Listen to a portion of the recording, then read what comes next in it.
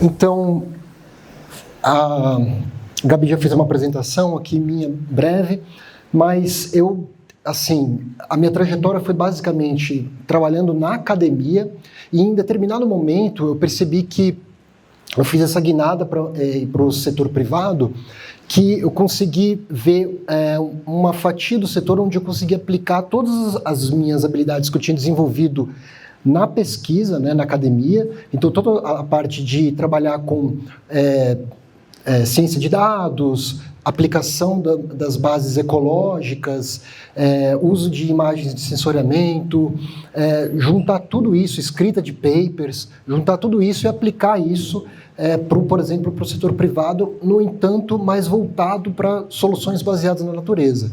Então, eu consegui fazer um pouco dessa aplicação pensando em como que a gente financia esses projetos para que a gente consiga ganhar escala, tanto na conservação quanto na restauração de ecossistemas. Tá? Então, vou fazer um pouco, apresentar para vocês determinados conceitos. Apresentar para vocês determinados conceitos do mercado de carbono, como que o desenvolvimento desses projetos funciona, né? É fácil fazer um projeto de carbono? Quais são as características que a gente precisa ter para desenvolver um projeto de carbono? Alguns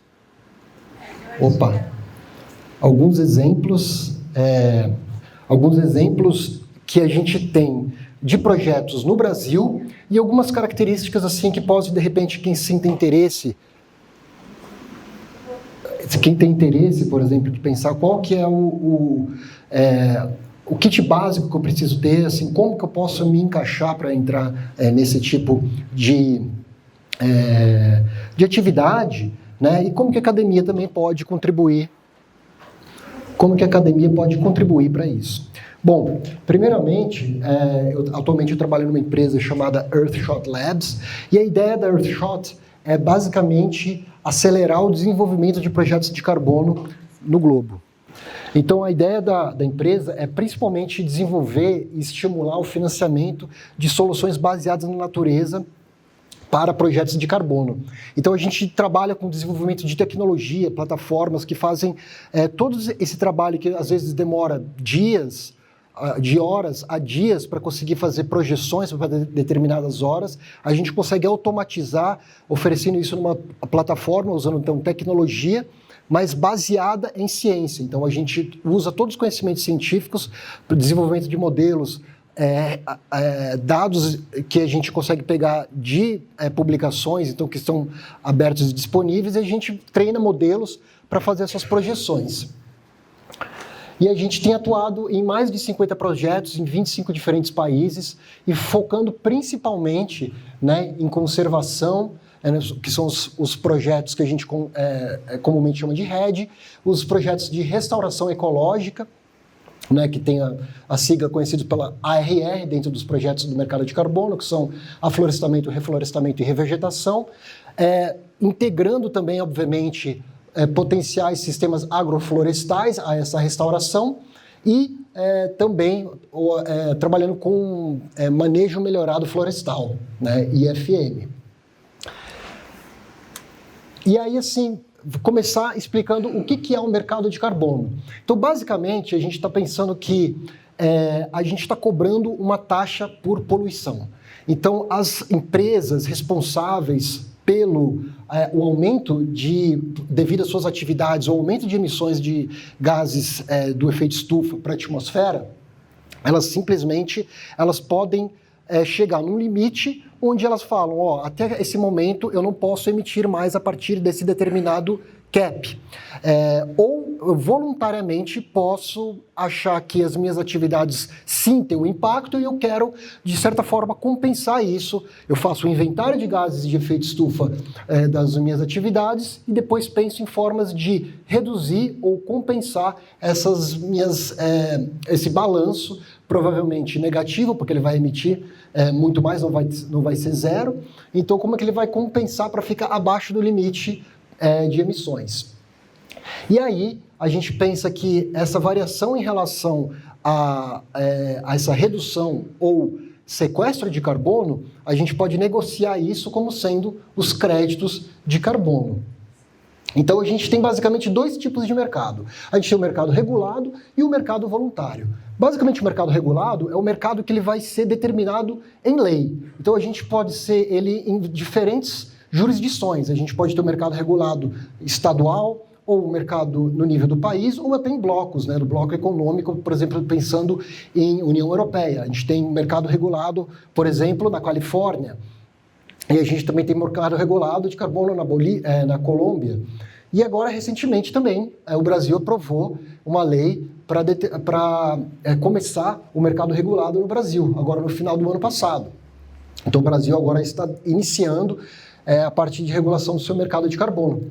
A gente tem um mercado voluntário, onde basicamente as empresas não são obrigadas a compensar ou reduzir as suas emissões. Elas simplesmente se comprometem num acordo social, no qual elas vão determinar, até aqui eu não quero mais emitir. Então elas não são forçadas por lei para fazer isso. Esse é o mercado voluntário. Então, elas são motivadas pela responsabilidade que elas têm sociais, por exemplo, e também porque faz bem para a imagem delas se preocupar com o meio ambiente, obviamente. E aqui a gente tem no mercado regulado essas metas que vão ser estabelecidas em lei, né? O máximo que as empresas podem emitir de gás carbônico para a atmosfera, enquanto que o voluntário não, vai ser estabelecido pela própria empresa, por exemplo. E no mercado regulado, se você não obedece, obviamente você vai ser penalizado. Se você não consegue manter as suas emissões naquele nível, você vai ser penalizado, enquanto que o mercado regulado não. Ele é flexível, não tem nada que penalize essas empresas. Ou seja, você vai pensar em créditos de carbono se você for determinado por lei, ou se você quiser participar disso voluntariamente. E aí a gente tem os tipos de projetos de carbono com soluções baseadas na natureza. A gente tem inúmeras formas de tentar remover esses gases de efeito estufa da atmosfera, mas eu vou focar aqui basicamente nas soluções baseadas na natureza. Então, a sigla comum para esses programas é de AFOLU, que é de Agricultura, Forestry and Other Land Uses, e aí a gente tem 3 grandes grupos de projetos. Então, a gente tem os projetos que são focados na proteção e conservação dos ecossistemas. Então, os projetos REDD, com base em conservação das florestas, os de WRC, que é proteção de áreas úmidas, e também a gente tem os ACOGs, que são as proteções de campos. Aqui, no caso, a lógica é a proteção, ela não vai sequestrar o gás carbônico da atmosfera. Ele vai impedir que, por causa da conversão que é iminente nessas áreas, você tem que comprovar isso, você vai deixar de emitir gás carbônico da conversão desses ecossistemas nativos. A gente também tem os grupos dos projetos de remoções, né, que vão realizar o sequestro de gás carbônico. Então, a gente tem, por exemplo, os projetos de manejo de silvicultura, a gente tem que são o manejo melhorado da silvicultura, a gente tem os projetos de manejo agrícola e manejo de pastagem, e aqui a gente vê que a maior parte a barrinha aqui representa a proporção desses projetos, né? A contribuição deles. Então, a grande maior parte desses projetos é de manejo agrícola, onde os projetos eles vão focar no uso de atividades sustentáveis para aumentar a incorporação de carbono no solo, por exemplo. E aí a gente também tem os projetos de ARR, como eu comentei, que são de restauração florestal, e de RWE, que são de restauração de áreas úmidas. Então, esses projetos todos, ao serem implementados, eles vão absorver carbono da atmosfera. Mas os projetos de soluções baseadas na natureza, eles são basicamente financiados pelo dinheiro da venda dos créditos de carbono. Então, qual que é a ideia aqui? É que a gente consiga ganhar escala quando a gente for pensar em estabelecimento de projetos de conservação e de restauração. E como é que a gente faz isso? A implementação a gente começa pensando na implementação desses projetos, por exemplo, de restauração florestal, a gente pensa num projeto de plantio de árvores. O crescimento dessas árvores, obviamente, vai resultar no sequestro desses gases de CO2 da atmosfera, certo? E aí a gente tem que registrar esse projeto dentro de um padrão internacional, né, que vai ser responsável pela emissão desses créditos. Um dos mais conhecidos, ou o maior padrão que existe atualmente, é o padrão Verra, que é basicamente uma ONG cuja sede é em Washington. A gente tem, então, depois disso, que esses créditos são emitidos pelo padrão, então você tem a venda desse crédito, atualmente, grande maior parte deles para o mercado voluntário, e depois disso, quando você vende, você tem uma geração de renda. Parte da geração dessa renda vai ser, obviamente, para cobrir os custos iniciais do que você teve para estabelecer esse projeto inicialmente. Tá certo? É um projeto caro, que custa muito dinheiro inicial, e aí você cria esses fundos que vão conseguindo garantir que você consegue dar o start para esses projetos acontecerem. Tudo bem? E aí, uma parte muito importante, que eu acho que é um dos fortes das soluções baseadas na natureza, é que elas integram não só apenas a utilização desses conceitos ecológicos, mas eles incorporam a biodiversidade e as atividades sociais para sua realização. E isso tem uma grande força e torna eles muito atraentes, porque eles têm que a gente chama de co-benefícios. Quais são os co-benefícios principais? A gente tem, por exemplo, pode pensar em 3 grandes grupos, começando pelo bem-estar, onde a gente simplesmente, a implementação desses projetos, ele aumenta as áreas de recreação, de lazer para a sociedade, ele preserva os costumes culturais, ou seja, são os projetos que se preocupam em fazer a manutenção dos costumes, envolvendo as comunidades locais para participarem disso, integrarem seus costumes nos projetos. Eles asseguram, né, trazem segurança alimentar, hídrica e dos recursos naturais. Eles, obviamente, pensando na parte já econômica, eles vão resultar num pagamento direto da venda de créditos para os proprietários, onde esses projetos vão ser estabelecidos. Eles têm, obviamente, uma oportunidade para geração de emprego e capacitação. Então, se eu for pensar, por exemplo, num projeto de restauração, ele depende de uma cadeia de vários atores participando dela. Então, eu vou gerar empregos com o aumento de criação de viveiros para atender essa demanda de mudas, de coletores de sementes que vão coletar sementes de espécies nativas nas áreas conservadas. Eu vou precisar de implementadores de projetos que vão fazer a implementação disso em campo. Eu vou precisar das pessoas que trabalham com sensoriamento remoto para fazer o planejamento. Então, eu vou criando empregos ao longo do tempo, porque exigem uma cadeia de profissionais e, obviamente, também capacitação deles. Outra coisa é que você gira outras formas de receber recursos, né? Pensando, por exemplo, no ecoturismo. Além disso, implementação de restauração, por exemplo, com agroflorestas, onde você tem uma outra fonte de financiamento para esses projetos, né? Se você pensar, por exemplo, em projetos que usam cacau e junto com a restauração, e a partir disso eles conseguem gerar renda com a venda do cacau também. Isso dá um start mais imediato até começarem a ganhar dinheiro com as emissões dos créditos de carbono. E aí a gente também tem os serviços ecossistêmicos, por exemplo, conservação e aumento da biodiversidade, o benefício de resultar no controle de pestes e doenças, né? Vários estudos já têm demonstrado que a gente é suscetível, conforme a gente vai convertendo esses ecossistemas naturais, a gente também fica suscetível ao ataque desses vários tipos de doenças que estão presente nesses ecossistemas, e a Amazônia é, por exemplo, um grande exemplo disso, que se a gente começa a perder essas áreas, a gente está ficando suscetível aos diversos tipos de doenças que estão lá e a gente não tem contato com isso ainda. Além disso, eles também diminuem a erosão do solo, o controle da degradação, melhoram a qualidade do ar, a qualidade térmica, a qualidade da água. Obviamente, a gente está aumentando e trabalhando com a resiliência dos ecossistemas tropicais, dos ecossistemas, né, onde a gente está trabalhando, desenvolvendo esses projetos, e, obviamente, por onde a gente recebe os créditos de carbono, que são as mitigações das mudanças climáticas.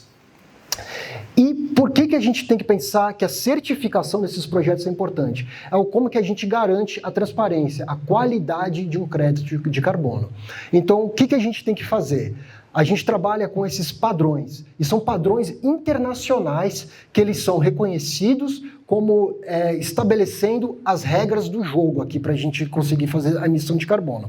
Se a gente pensar que, por exemplo, 90% dos responsáveis pelas emissões de CO2 à atmosfera, eles estão no hemisfério norte. A grande maior parte dos projetos de soluções baseadas na natureza estão no hemisfério sul. A gente tem, então, transações internacionais onde a gente precisa ter regras claras, bem definidas de como que são esses créditos, como que a gente mede esses créditos, como que a gente garante a permanência desses créditos. Porque não adianta eu plantar uma floresta e daqui a 4, 5, 6 anos após o início do plantio, eu considero aquilo restaurado, até daqui a 10 anos, por exemplo, eu perco essa floresta por algum acidente, por exemplo, incêndio. Isso não foi, então, nem um pouco permanente. Qual que foi, então, o impacto climático daquele projeto? Então, a permanência é extremamente importante para isso. Eu tenho que garantir a adicionalidade, ou seja, qual que é o cenário que estaria ocorrendo ali sem o meu projeto? E mais importante, esse projeto, para acontecer, ele precisa ser apenas viável através do mercado de carbono. Então, por exemplo, restauração, ela é muito custosa, é muito caro fazer restauração. Que outro jeito que você ganha dinheiro se você não é a pessoa ou a empresa que está realizando a restauração, como que você ganha ou justifica os altos custos da restauração? Através do mercado de carbono, através da geração dos créditos de carbono. A verificação independente, ou seja, esses projetos eles são auditados não apenas pelo padrão, eles são auditados por uma auditoria terceira que é independente do padrão. Ela não serve ao padrão, ela simplesmente vai fazer essa auditoria. A gente tem a listagem transparente. Todos os projetos que estão no padrão, né, que vão ser listados nesse padrão, a gente consegue, qualquer pessoa, não precisa ter uma conta, consegue acessar e ver qual que é esse projeto, quanto que ele está prometendo e quanto que ele está entregando. Isso é tudo transparente.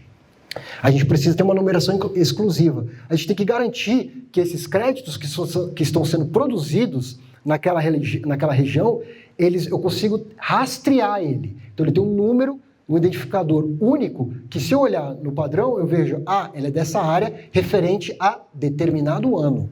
Tudo bem? E a gente tem uma estimativa conservativa. O que é isso?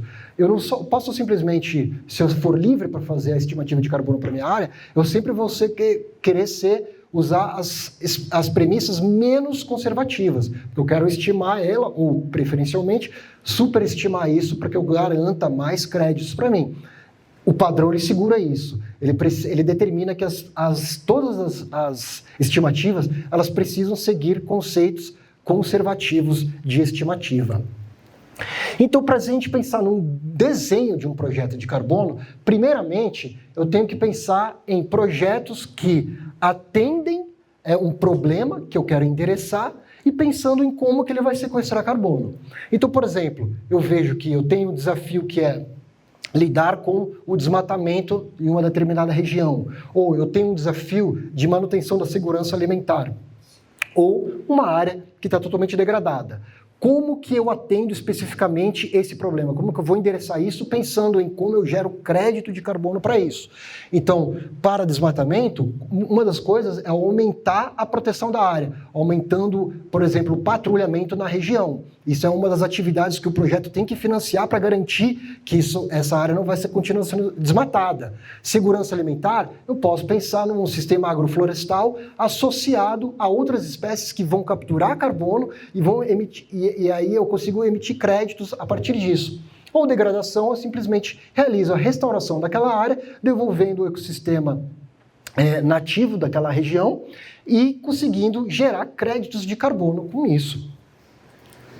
Por exemplo, alguns dos conceitos que eu quero trazer para vocês entenderem, né, os conceitos do mercado de carbono, é que nem todo projeto vai ser elegível, ou nem, não é só eu simplesmente plantar algumas árvores que pronto, tem um projeto de carbono aqui e eu vou começar a medir e agora eu vou ganhar créditos com isso. Não, a gente precisa segurar algumas premissas para garantir que esse projeto é, no fim, elegível para emitir créditos de carbono. Um dos pontos principais são os cenários de linha de base. Então eu tenho que conseguir identificar qual que é o cenário de linha de base, que é qual que é a característica daquela região que eu vou melhorar com o meu projeto de carbono, que sem o meu projeto ela não alteraria. Ou seja, se eu fizesse a restauração naquela área, eu estou querendo restaurar uma área que é um pasto degradado, por exemplo. Sem o meu projeto, ele continuaria sendo um pasto degradado. Então, graças à atividade do meu projeto, eu vou alterar essa linha de base, que é mudar de um ecossistema que tem baixa quantidade de carbono para um ecossistema que tem uma grande quantidade de carbono. Um outro conceito é a adicionalidade, como eu mencionei, que é um projeto ele só vai ser adicional se ele não ocorresse sem os instrumentos do mercado de carbono. A restauração é um exemplo muito típico para isso. Como que eu garanto que a restauração vai acontecer em larga escala? De onde vai vir esse dinheiro? Então eu preciso garantir que sem a atividade do meu projeto, essa área não seria restaurada. E é bom a gente entender e não confundir os termos que qualquer atividade de restauração é adicional. Não. Por exemplo, se a gente for pensar numa mineradora, as atividades da mineradora, elas vão causar impacto ambiental. Então, por lei, a mineradora é responsável por fazer a restauração do impacto que ela causou. Se ela é obrigada por lei, essa restauração ocorreria de qualquer jeito. Então, a área impactada pela mineradora não é adicional, porque a lei já obriga a mineradora a fazer essa restauração. Então, para que eu tenha um impacto adicional ao clima, eu preciso garantir que esse projeto não ocorreria sem a existência do meu projeto. Essa absorção de carbono. E aí, algumas formas de demonstrar adicionalidade, né, que são simplesmente o que eu comentei sobre conformidade regulatória. É alguma coisa que eu posso sair por aí restaurando reserva legal e APP que eu vou conseguir ganhar crédito de carbono com isso? Não, porque basicamente você é obrigado se você perdeu a reserva legal e APP, você tem que restaurar. Então, isso não é adicional. Barreiras, a gente tem várias barreiras que podem impedir a restauração de acontecer. Se eu tenho preferencialmente, desenvolvimento tecnológico que auxilia eu ter alta renda com pastos mais produtivos, com alta renda com lavouras produtivas. Está a Embrapa, que tem quanta tecnologia desenvolvida para aumentar cada vez mais a produção desses sistemas e trazer mais, a gente ganhar mais dinheiro com isso do que aplicando a restauração. Qual que é a ciência que a gente tem? Em que passo comparativo está a ciência da restauração e a ciência agronômica hoje em dia? A gente está em passos muito diferentes. A financeira é muito mais financeiramente viável eu manter aquela área produzindo como lavoura do que fazer uma restauração, por exemplo. Então, isso impede que a restauração aconteça, ou que vai implementar a restauração naquela região tradicional. E a prática comum. Se eu estou numa área onde a prática comum é ter vários outros projetos de carbono naquela região, então talvez você esperaria que o próximo passo fosse ter um outro projeto de carbono. Então talvez não seja tão adicional assim o seu projeto. Então tem que ser numa área onde talvez a prática comum não seja a restauração assim. Tá bom? Então vocês estão vendo que tem várias premissas para atender para a gente conseguir implementar um projeto de carbono. A permanência é outro conceito extremamente relevante, porque se a gente quer ter um efeito climático com os nossos projetos, a gente precisa garantir que eles são permanentes.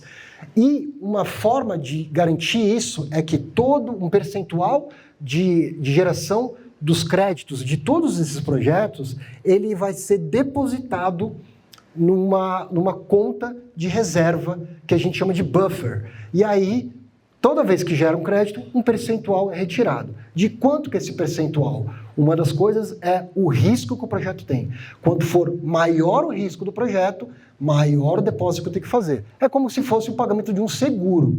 Se acontecer alguma coisa dentro do meu projeto que vai reverter aquela condição, eu preciso depois pagar com o seguro que eu estou pagando. É o sinistro que eu vou pagar do meu projeto. Tá certo?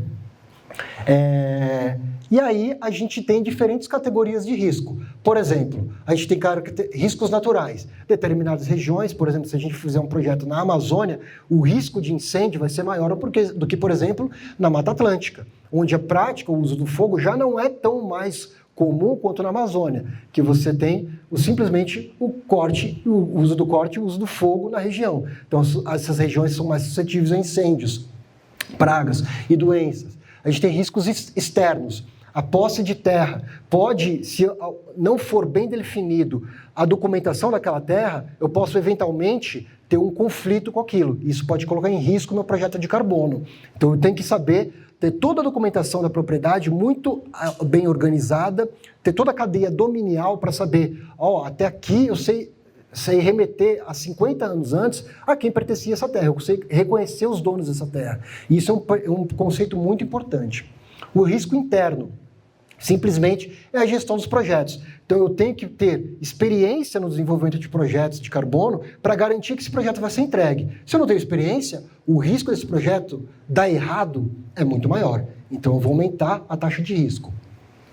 E o risco reputacional, né? Também tipo de todas as instituições que estão envolvidas. Se eu já tenho uma reputação não muito boa com projetos de carbono, talvez eu continue mantendo essa reputação não boa. Então, eu tenho um risco maior para esse meu projeto. Então, a gente tem que contabilizar tudo isso. Quanto maior o risco, maior o percentual que eu tenho que deixar no banco de reserva.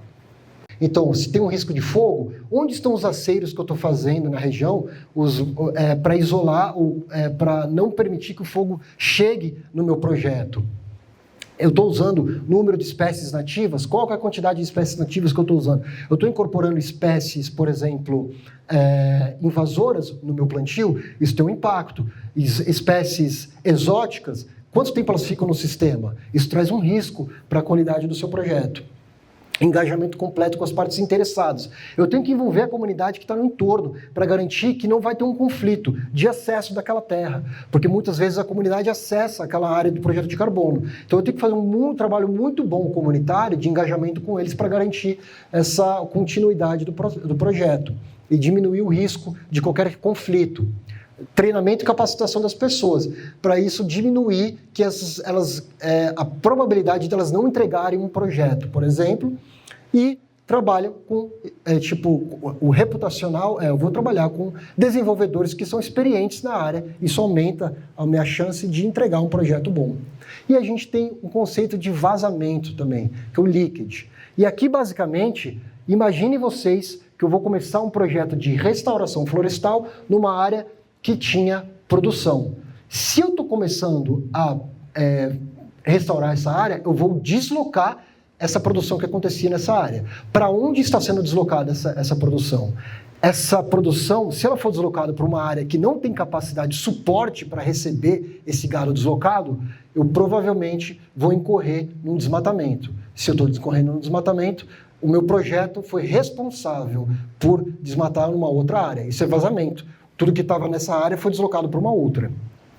Se eu conseguir comprovar que a área para onde esse deslocamento está acontecendo, ela tem capacidade de suporte para receber essa produção, daí eu falo, não tem vazamento. Então, o meu projeto não vai receber dedução por vazamento. E isso aqui nas contas, ele sempre entra como negativo, tá certo? Porque é a quantidade de carbono que eu estou perdendo potencialmente por causa desse vazamento.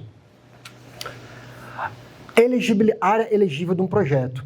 Outro ponto extremamente relevante quando pensar em projetos de carbono. Bom,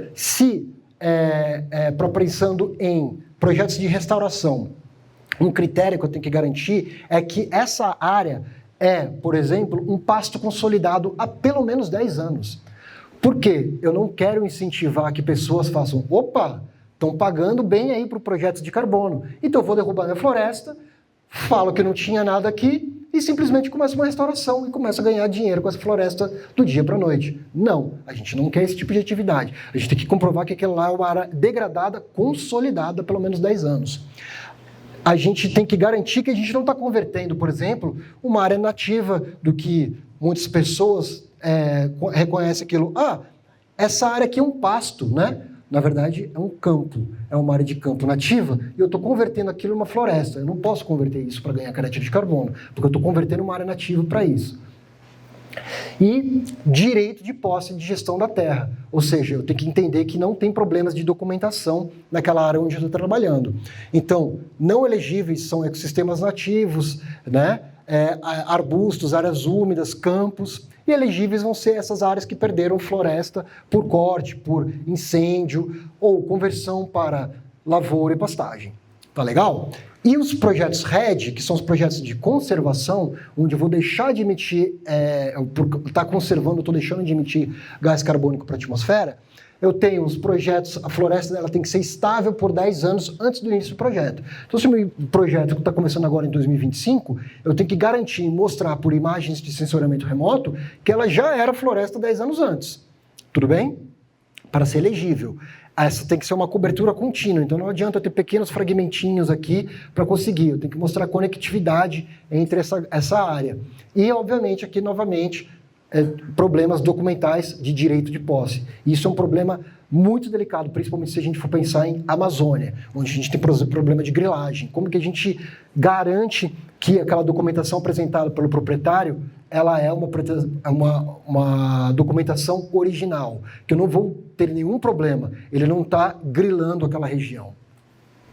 Bom, aí eu estava falando da qualidade, dessa característica dos projetos de soluções baseadas na natureza e esses benefícios que eles trazem, né?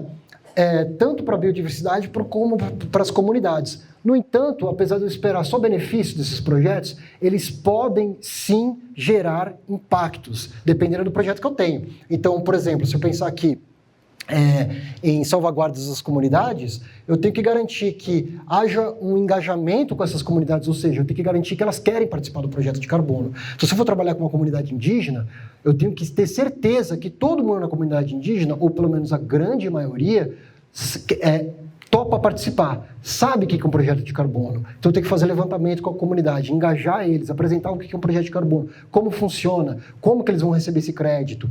Eu tenho que criar mecanismos para que as pessoas possam se queixar. Então, canais de queixa, canais de interlocução com o desenvolvedor do projeto. Eu tenho que garantir o bem-estar, os direitos humanos das pessoas que estão trabalhando. Então, tem que ser um desenvolvedor que não vai infringir nenhuma lei trabalhista, etc. Condições de trabalho e segurança. Trabalhar com como que você está trabalhando com os grupos minoritários nesses projetos, como você está incluindo eles, como que você está olhando para eles. Direito da propriedade, garantia aqui, inclusive, novamente, dos povos indígenas, e que, se eles forem incluídos, eu tenho que garantir que eu estou escutando eles e preservando a cultura deles ao manter ou desenvolver essa atividade lá. E, obviamente, um ponto ultra delicado aqui, que é a repartição de benefícios. Se eles estão participando do projeto, tem que ser muito clara como eu vou repartir esses benefícios. Estou gerando créditos, qual que é o percentual disso para essas comunidades.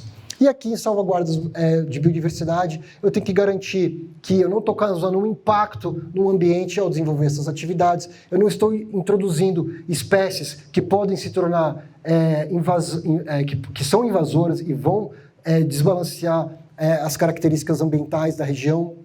Eu tenho que identificar se eu estou causando algum risco às espécies daquela área, principalmente quais são as espécies raras, ameaçadas, em perigo, pensando em conectividade, né? Aqui é extremamente importante. Um projeto muito bem pensado é um projeto que olha no nível da paisagem e olha como ele se conecta com outras áreas e pode garantir esse fluxo, por exemplo, e o potencial máximo do projeto.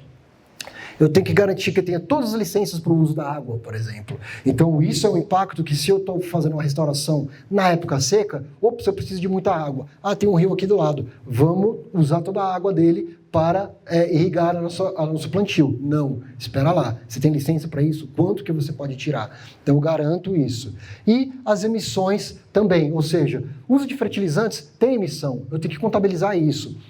O uso de queima de combustíveis fósseis na área, eu tenho que contabilizar isso também. Então, esses são os impactos ambientais que o projeto está e eu tenho que assegurar que eu estou olhando para isso.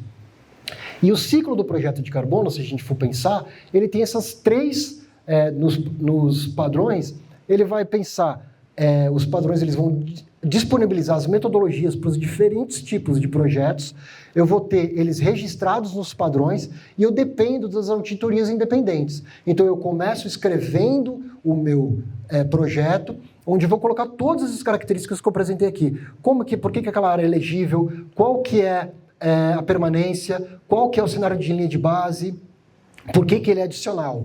Depois eu vou listar esse aqui num padrão. Né? E o padrão mais conhecido, por exemplo, que eu mencionei, é a Verra.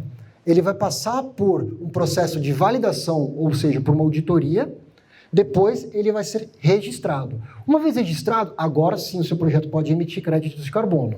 Mas para emitir crédito de carbono, eu tenho que monitorar o projeto. Eu tenho que saber quanto que ele absorveu ou quanto que ele deixou de emitir para a atmosfera. Então vou lá, faço um inventário florestal, vou lá, meço por sensoramento remoto, vou lá e demonstro e quantifico quanto que esse projeto impactou nele.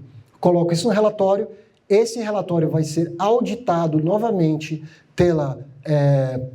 por um organismo terceiro independente e a partir daí, que está tudo aprovado, eu emito crédito de carbono. E aí, basicamente, eu fico voltando nesse looping, fazendo toda vez que eu quiser emitir crédito, eu vou lá e tenho que monitorar, e depois passar pelo processo de auditoria novamente, e aí eu emito créditos. E aí uma parte que eu comentei então, mensurar, reportar e verificar são partes essenciais desses projetos, porque eu tenho que medir essa quantidade por exemplo, de biomassa nesses projetos. Eu vou medir isso, por exemplo, por imagens de satélite, eu vou comprovar por imagem de satélite que não houve desmatamento na região. Eu vou usar drones para fazer um mapeamento de alta resolução para conseguir fazer estimativa de carbono para a minha região. Eu preciso fazer os inventários para quantificar a quantidade de carbono que tem naquela região. Daí eu vou reportar isso e aí cada padrão segue a sua metodologia específica. Então eu vou atender, por exemplo, na Verra, se eu for trabalhar com Verra, eu vou pegar o template deles e atender todos os requisitos do projeto. Gold Standard tem os seus, eu atendo a eles. E por último, a verificação. Então uma vez que eu monitorei, que eu coloquei isso tudo num papel e num relatório, eu vou ser auditado para esse VVB, que a gente chama de Validation and Verification Bodies, que são atividades independentes que vão checar a validação dos meus cálculos, das minhas premissas e vão também, obviamente, avaliar as salvaguardas sociais e ambientais. E aí, quando a gente fala de mensuração, eu tenho que lembrar que a gente não está medindo diretamente o CO2. Isso é importante vocês relembrarem. Basicamente, se a gente está pensando em restauração, a gente está pegando medidas indiretas de altura e de diâmetro na altura do peito. Ou, se a gente está trabalhando na escala da paisagem, estou estimando biomassa a partir de sensores de espectro, análise de espectral de sensoriamento remoto. E eu vou acoplar isso tudo, vou fazer isso tudo através de inventários, através de tecnologias de satélite. E essas medidas também podem ser plugadas nos modelos. Então, basicamente, os modelos, por exemplo, os projetos de manejo de agricultura, eles são basicamente, eles funcionam com monitoramento do carbono no solo e predição disso usando modelos, tipo, por exemplo, ROFC, Sentry, que vão fazer essas estimativas. E várias das pessoas dentro da academia usam esses modelos corriqueiramente, mas eles são projetados aqui, aplicados para esses projetos. E aí, por que o Brasil tem um grande potencial para a gente fazer para projetos de carbono? Bom, primeiro, o Brasil tem uma escala continental. Então, é extremamente importante que a gente consegue ter uma escala para projetos de grande tamanho, que vão gerar um grande volume. A gente tem a maior floresta tropical contínua do planeta, onde está boa parte da biomassa. A gente tem uma diversidade de biomas que contemplam inúmeras fisionomias com muitos diferentes tipos de ecossistemas. Então, diversidade de ecossistemas, de espécies que vão enriquecer todos esses projetos. A gente está nos trópicos, pessoal, né? Não sei se vocês perceberam o calor que está fazendo aí hoje. Isso resulta numa grande produtividade primária líquida, ou seja, a gente está falando de que são sistemas que estão numa condição ideal para absorver carbono. E a gente tem o fator humano também que enriquece todos esses projetos, porque eles trazem conhecimentos e incorporam a comunidades tradicionais, povos indígenas, agricultura familiar, implementação de SAFs. E o Brasil, pensando em emissões de créditos de soluções baseadas na natureza, é um player importante. Então a gente está atualmente como o terceiro país mais importante com emissões de créditos de SBN no mundo. E isso se deve basicamente, 9% das emissões totais de créditos de NBS vem do Brasil. Isso basicamente está relacionado com a nossa vasta cobertura vegetal e a alta biodiversidade, então isso torna os créditos atraentes para quem quer comprar. Temos um potencial enorme de restauração. O Brasil tem esse plano de restaurar 12 milhões de hectares. Poxa, gente, isso pensando em florestas ou os diversos tipos de ecossistemas que a gente tem, é uma deixa enorme para a implementação desses projetos de carbono. E a gente tem muita experiência em monitoramento florestal, historicamente. E aí não só isso, como as maiores empresas de papel e celulose estão aqui. Então a gente vive já disso. Tem muitos times competentes para fazer as medidas de monitoramento florestal, de inventário florestal. Além disso, a gente tinha nova legislação para a regularização do mercado de carbono que foi aprovada no ano passado.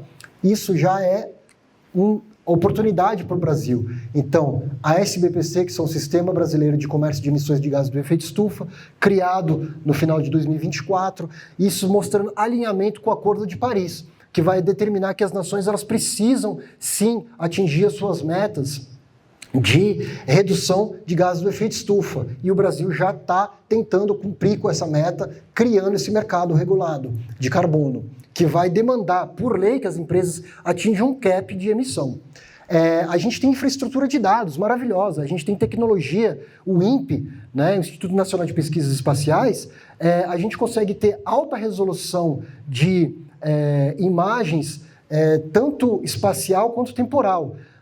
E pensar que a gente, por exemplo, tem o Map Biomas aberto, no qual a gente tem a simplesmente conversão desses produtos de sensoriamento em informações e dados muito úteis para inúmeras perguntas que são também facilmente aplicáveis. É uma plataforma aberta para que a gente possa utilizar esses dados para fazer essas análises, entendeu? E eu posso falar para vocês, o MapBiomas é uma instituição única no mundo com a disponibilidade desse tipo de nível de qualidade de dado que a gente tem. Então, a gente tem essas características de dados que enriquecem e potencializam o nosso trabalho com isso. A gente tem uma demanda corporativa, cada vez mais as empresas querem, sim, diminuir e chegar e participar desse desmatamento zero e neutralidade de carbono. Pega mal, hoje em dia, cada vez mais, ser associado a característica de poluidora.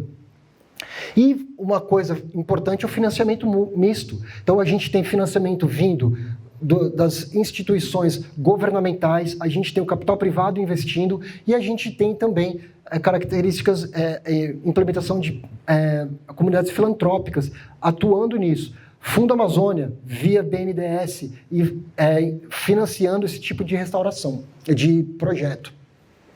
E alguns projetos, bem rapidamente, no Brasil, são, por exemplo, esse projeto de RED, desenvolvido pela BR Carbon, que a gente tem, por exemplo, ele é registrado já na Verra, então essa área ela diminui uma grande quantidade, reduz a emissão de gás de CO2 para a atmosfera, porque é uma área que ela tinha licença para conversão, ou seja, aquela área seria derrubada. Então, se eu tenho o crédito de carbono, eu mantenho aquela área de pé, eu tenho adicionalidade. Então, através do financiamento de carbono, eu conservo a região e deixo de emitir até 2032 13,7 milhões de toneladas de carbono para a atmosfera. A gente também tem a restauração, nesse nível corporativo, da ReGreen. E a ReGreen é uma das maiores empresas nacionais atualmente de restauração em larga escala, junto com a Biomas e a Mombach. E aí eles se associaram a Nestlé e a Barry Callebaut para com esse projeto registrado na Verra também, onde eles têm 8 mil hectares distribuídos no sul da Bahia e no Pará, restaurando essas áreas. E no sul da Bahia, ele tem essa associação e integração com SAFs ainda. Então, junto com cultura de cacau, para gerar renda nessa área. E para poder financiar esses projetos. E, além disso, essa área, em 30 anos, ela contribui com a remoção de 1,5 milhões de toneladas para a atmosfera. E aí, por último, um projeto de ALM. Esse projeto, os dois outros projetos já estavam registrados, sendo que o primeiro já emitiu crédito, o segundo só está registrado, ainda não emitiu crédito, mas está registrado na VEA, e esse aqui está em validação, ou seja, está em processo de auditoria, para vocês entenderem o nível de novidade que esses tipos de projetos são no Brasil e o potencial para isso. Então aqui, sim, basicamente, a MyCarbon, que é uma empresa que pertence à Minerva Foods, ela simplesmente está trabalhando com agricultores numa larga região. Esse projeto aqui é no Goiás, mas ele visa diversas áreas na região do Cerrado. E esses projetos eles têm a ideia de fazer o plantio direto, rotação de cultura, inoculação de bactérias e fungos no solo para aumentar a captura de carbono no solo. Tudo bem? Bom, e aqui algumas competências, se vocês pensarem que eu levantei que durante a apresentação, quem trabalha com a área ambiental pode se identificar. Então, a gente precisa de pessoas que tenham experiência com inventários, né? Inventário florestal, inventário florístico, de diversos tipos de ecossistema, que saibam aplicar formas de estimativa de biomassa e saibam lidar com a incerteza, saibam calcular a incerteza disso, né? A gente precisa de pessoas que saibam fazer coleta, inventário de solo, entender as análises do solo e fazer modelagem de carbono no solo para diferentes práticas de manejo. A gente precisa de pessoas que entendam da ecologia dos ambientes para saber qual que é a melhor época para fazer o monitoramento, para que eu consiga fazer tanto via satélite quanto em campo. E além disso, para saber quais são os riscos daquela região, né? Conhecer a dinâmica daquela área, saber, eu trabalho com cerrado, qual que é o risco de fogo para essa região? Como é que eu lido com o risco de fogo? Como que eu mitigo o fogo na minha área para poder ter um baixo impacto no meu projeto? E aí eu garanto a permanência dele. Eu preciso de SIG para trabalhar com diversos tipos de projeto. No entanto, por exemplo, o RED é um que pede mais isso. Mas eu preciso disso para pensar nas áreas onde eu vou distribuir ou fazer a restauração, né? Conseguir fazer a estratificação da minha região para aplicação dos diferentes imagens de satélite e conseguir fazer estimativa de carbono para aquela região, e além disso, uso dessas tecnologias, né? Uso da linguagem de Python, R, QGIS, Google Earth Engine, tudo isso para conseguir incorporar isso a esses projetos. E a ciência, ela auxilia muito para a gente conseguir melhorar as nossas capacidades de estimativas de biomassa para ecossistemas que a gente não conhece bem, a gente não conhece altas áreas, a gente não conhece, sabe qual que são as taxas de incremento para aquelas regiões que são isoladas, saber quais são os melhores modelos e protocolos para coleta de solo, para diferentes tipos de solo, diferentes climas, como que eu consigo fazer a trajetória de seca e de fogo para a minha região, como que eu melhoro os mapas de risco para a minha região, a modelagem, né, de crescimento, como é que eu melhoro esses modelos, tanto para restauração quanto para LM, como que eu tenho índices importantes que demonstrem o impacto desses projetos na sociedade, como é que eu mensuro isso. E melhores alternativas para diminuir os custos desses projetos. Então, só sintetizando, eu queria trazer que o Brasil ele está para o mercado de carbono, assim como os Emirados Árabes estão para o petróleo. A gente está sentado numa imensidão de carbono que tem um potencial para a gente geração de renda em inúmeras áreas do país. Flora, isso se devidamente por causa desses grandes estoques de biomassa que a gente tem. O mercado, ele não é um meio, ele é um fim. Eu vou usar isso para conseguir financiar todas as minhas atividades de restauração e de conservação ambiental, tá certo? E a gente precisa que esse mercado seja íntegro, envolvendo ciência, governança e que tudo isso seja exatamente transparente, presente, para que todo mundo consiga checar. E, finalmente, se a gente quiser escalar esses projetos, a gente tem que garantir que a gente tem justiça social envolvida. Muito obrigado.